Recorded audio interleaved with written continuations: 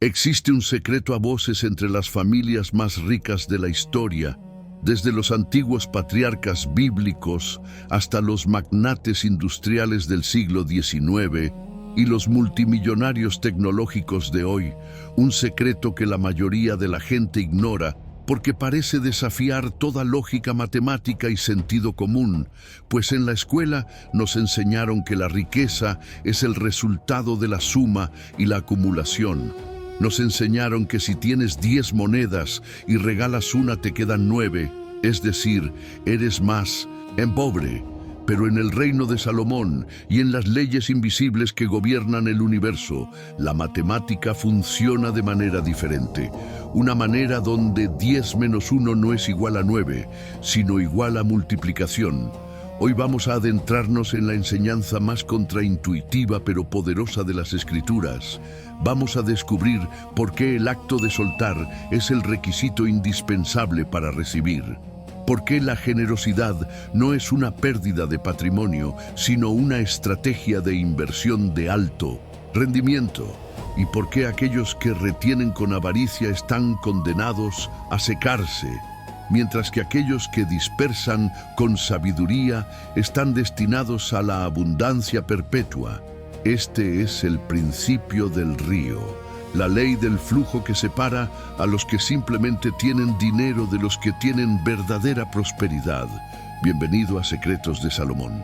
Para comprender este misterio, primero debemos mirar la geografía de la Tierra Santa, porque Dios escribió sus leyes no solo en libros, sino también en la naturaleza misma. En Israel existen dos grandes cuerpos de agua, conectados por el mismo río, el río Jordán. Al norte tenemos el mar de Galilea, un lago hermoso lleno de vida, lleno de peces, rodeado de vegetación exuberante. Es el lugar donde Jesús caminó y donde los pescadores llenaban sus redes hasta romperlas. Pero si sigues el río hacia el sur llegas al Mar Muerto, y el nombre no es una metáfora, es literal. En el Mar Muerto no hay peces, no hay vida, no hay plantas en sus orillas. El agua es tan salada y densa que es imposible hundirse en ella, pero también es imposible beberla. Es un lugar estéril y desolado. Ahora pregúntate, ¿cuál es la diferencia entre estos dos mares? Ambos están en la misma región, ambos están bajo el mismo sol, ambos son alimentados por el mismo río Jordán. La diferencia es fundamentalmente estructural. El mar de Galilea recibe agua por el norte y la deja salir por el sur hacia el Jordán. Tiene una entrada y una salida. Permite que el agua fluya a través de él. Recibe y da. Comparte lo que tiene. En cambio, el Mar Muerto recibe el agua del Jordán, pero no tiene salida. Está situado en una depresión geográfica tan profunda que el agua entra y se queda allí, estancada. La retiene toda para sí mismo.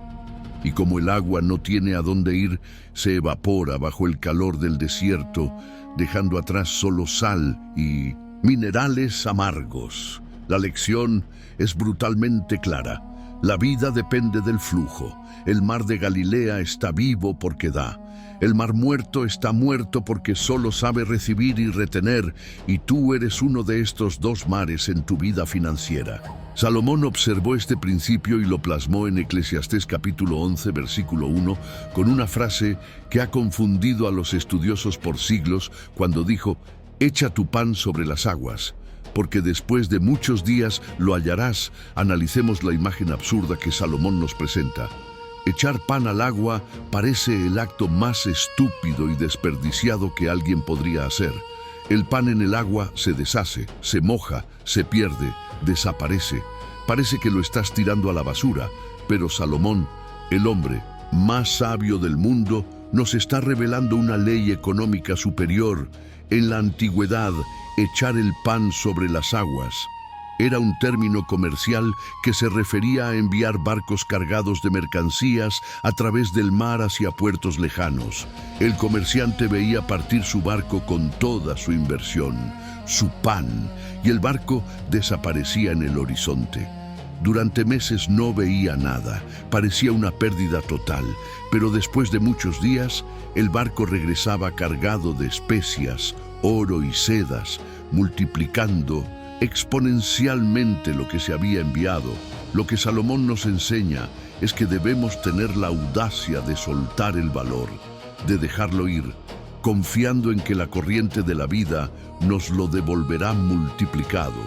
El problema de la mente pobre es que quiere ver el retorno antes de hacer la inversión. Quiere garantía de que si da hoy, recibirá mañana. Pero la fe y la economía no funcionan así. Se requiere un lapso de tiempo, un periodo de confianza donde tu pan está en el agua y tú no ves nada. Pero es precisamente ese acto de fe lo que activa el retorno. Proverbios 11:24 lo dice aún más claro cuando afirma que hay quienes reparten y les es añadido más. Y hay quienes retienen más de lo que es justo, pero vienen a pobreza. Lee eso con atención. Retienen más de lo que es justo, pero vienen a pobreza. Esto destruye el mito del ahorro por avaricia. Nos han dicho que para ser ricos debemos guardar cada centavo, esconderlo bajo el colchón, no gastar, no dar, acumular como dragones, sentados sobre una montaña de oro. Pero Salomón dice que esa retención excesiva conduce paradójicamente a la pobreza. ¿Por qué? Porque el dinero es energía. De hecho, en inglés la palabra para moneda es currency, que viene de la misma raíz que corriente, como la corriente de un río o la corriente eléctrica. Para que la electricidad genere luz, debe estar en movimiento. Si cortas el flujo, la luz se apaga. Para que la sangre te mantenga vivo, debe circular. Si la sangre se detiene en un punto, se llama coágulo y te mata. El dinero funciona igual. Debe circular para generar valor. Cuando retienes el dinero con miedo, cuando cierras el puño con fuerza para que no se escape nada, estás cometiendo un suicidio financiero. Porque te invito a hacer la prueba física ahora mismo. Cierra tu mano en un puño apretado, tan fuerte como puedas. Ahora intenta recibir algo que yo te quiera dar. No puedes. Una mano cerrada para no dar es también una mano cerrada para no recibir. Bloqueas la salida, pero inevitablemente bloqueas la entrada. Muchos dirán en este momento que les encantaría dar, pero que no tienen suficiente, que apenas les alcanza para sobrevivir, que cuando sean ricos, entonces darán. Y aquí es donde radica el error fundamental. La generosidad no es una cuestión de cantidad, es una cuestión de mentalidad y de flujo. Esperar a tener mucho para empezar a dar es como esperar a estar en buena forma física para empezar a ir al gimnasio. El acto de dar es el ejercicio que fortalece el músculo de la riqueza. Cuando tú das, aunque sea poco, aunque sea una moneda de bajo valor, estás enviando una señal poderosa a tu cerebro y al mundo espiritual. Le estás diciendo a tu subconsciente: tengo suficiente, tengo de sobra, soy una fuente. Y tu cerebro, que es una máquina de buscar coherencia, empieza a trabajar para validar esa creencia de abundancia. Por el contrario, cuando dices, no puedo dar porque no tengo, estás decretando escasez, estás afirmando, soy pobre, me falta, estoy vacío, y esa creencia se convierte en tu realidad palpable. La generosidad rompe el poder que el dinero tiene sobre ti. El dinero es un excelente siervo, pero un pésimo amo. Si tú no eres capaz de regalar dinero, entonces el dinero te posee a ti. Eres su esclavo. Dar es un acto de rebeldía contra la avaricia y el miedo. Es declarar que tu seguridad no proviene de lo que tienes guardado en el banco, sino de tu capacidad de generar valor y de la provisión divina. Es decir, confío tanto en mi futuro y en Dios que no tengo miedo de soltar esto hoy. Además, hay un principio de vacío que opera en el universo. La naturaleza aborrece el vacío.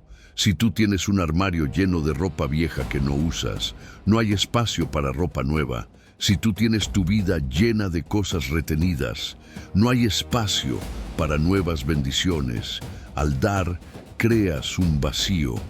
un espacio en blanco que el universo se apresura a llenar y por lo general lo llena con algo mejor y mayor de lo que dejaste ir. Es la ley de la siembra y la cosecha. Un granjero no llora cuando tira su semilla a la tierra. No dice, ay, estoy perdiendo mi semilla, la estoy tirando al lodo. No, él lo hace con alegría porque sabe que esa semilla es necesaria para producir el fruto. Si él se come todas sus semillas, si las guarda en un frasco para protegerlas, jamás tendrá cosecha y morirá de hambre. Tu dinero es semilla. Una parte es pan para comer, para tus gastos, para vivir. Pero otra parte debe ser semilla para sembrar. Si te comes la semilla, te comes tu futuro.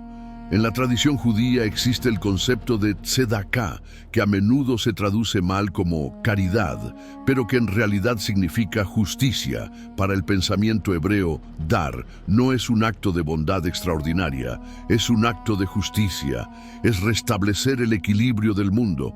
Ellos entienden que la riqueza no es una posesión estática, sino un flujo que Dios ha confiado a una persona para que lo administre. Si tú eres un canal eficiente, si el dinero llega a ti y tú lo diriges sabiamente hacia donde se necesita, hacia inversiones, hacia ayuda, hacia crecimiento, entonces Dios te confiará más flujo, porque eres un buen administrador. Eres un mar de Galilea, pero si el flujo llega a ti y se detiene, te conviertes en un tapón. ¿Y qué hace un fontanero cuando encuentra una tubería tapada? La cambia o la destapa a la fuerza.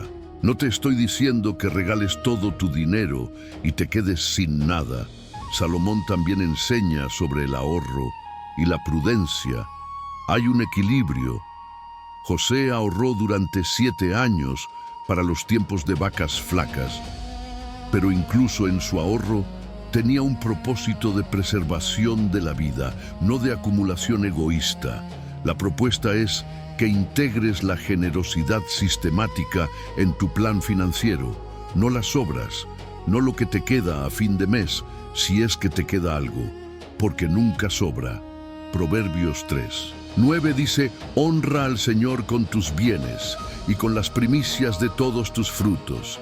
La palabra clave es primicias. Lo primero, antes de pagarle a Netflix, antes de pagar la renta, antes de comprar comida, separa la porción que vas a dar, ya sea a tu iglesia, a una fundación, a un familiar necesitado o a una causa en la que creas. Esto requiere fe, esto duele al principio, pero esto pone en orden tus prioridades y desbloquea el flujo. Piénsalo como la poda de un árbol. El jardinero corta ramas, parece que está hiriendo al árbol, parece que lo está haciendo más pequeño, pero esa poda es necesaria para que el árbol crezca con más fuerza y dé más fruto la próxima temporada.